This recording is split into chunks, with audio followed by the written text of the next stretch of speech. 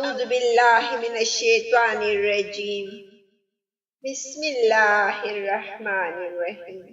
السلام علیکم ناظرین، میں لا اسلام چینل سے مخاطب ہوں۔ ناظرین کرام، آج میں آپ کو ایک بہت ہی خوبصورت سبق آموز سٹوری سناتی ہوں۔ کہتے ہیں ایک ملک کا بادشاہ بہت رحم دل اور نیک تھا۔ وہ رعایا کے حق میں بہت اچھا تھا۔ اسی ملک کے ایک دور دراز گاؤں میں ایک کسان رہتا تھا جس کی یہ خواہش تھی کہ وہ اپنے نیک دل بادشاہ کی زیارت کو جائے اور اس کی خدمت میں کوئی تحفہ پیش کرے۔ اس نے اپنی بیوی سے کہا کہ میں بادشاہ سے ملنے کے لیے جانا چاہتا ہوں اور میری خواہش ہے کہ اسے کوئی تحفہ بھی دوں۔ تم مجھے مشورہ دو کہ میں بادشاہ کے حضور کیا تحفہ لے کر جاؤں۔ بیوی نے کچھ دیر سوچا اور کہا کہ بادشاہ کے پاس تو سب کچھ موجود ہے، ہم اسے کیا تحفہ دے سکتے ہیں؟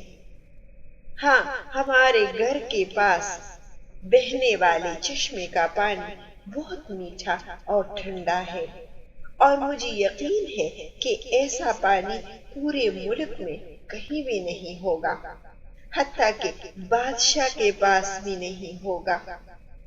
میرا مشورہ ہے کہ تم بادشاہ کے لیے یہ پانی لے جاؤ۔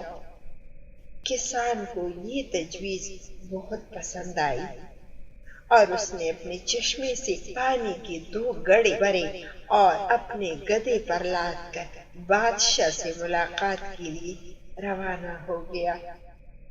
کئی ہفتوں کے سفر کے بعد کسان بادشاہ کے محل تک پہنچ گیا اور اس سے ملاقات کی اجازت چاہی۔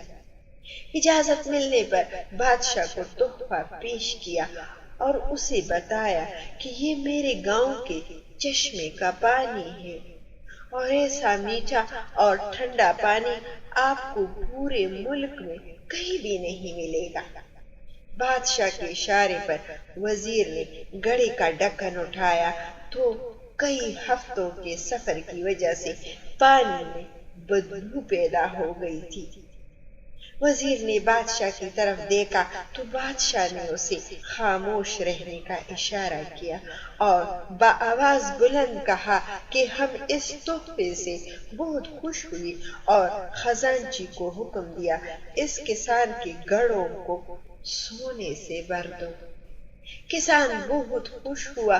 بادشاہ نے وزیر کو بلا کر چپکے سے کہا کہ پانی کو گرا دینا اور واپسی پر اس کسان کو اس رستے سے گزارنا جہاں ہمارے چشمے ہیں، تاکہ اس کو علم ہو کہ ہمارے پاس پانی کے کتنے چشمے ہیں اور اس کا پانی کتنا ٹھنڈا اور فرحت بخش ہے۔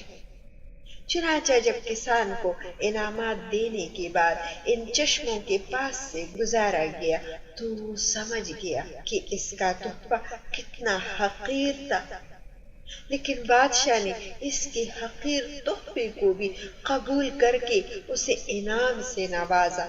چنانچہ اس کے دل میں بادشاہ کے لیے محبت اور عقیدت اور بڑھ گئی۔ ناظرین کرام، ہماری عبادات کا بھی یہی حال ہے۔